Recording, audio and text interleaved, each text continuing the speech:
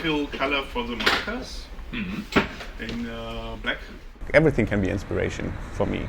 My style is some kind of a mixture of very bold graphic aesthetics and like typography, for example, cartoon character design, mystic symbolism inside, and yeah, a little bit of graffiti as well. So I didn't forget my roots, I guess. So the mixture of everything makes my style, I think. My friends used to call my living room or my room back in the days Dexter's laboratory, because yeah, there were paint kettles and spray paints and canvases everywhere.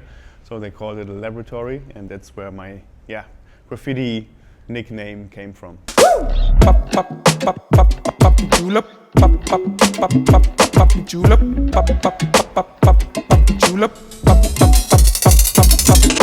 It's the first time for me to work in the streets in Barcelona. And I'm very impressed how friendly the people are, how well received the mural is by people that live in the neighborhood. Nice to see that people really enjoy what I'm doing.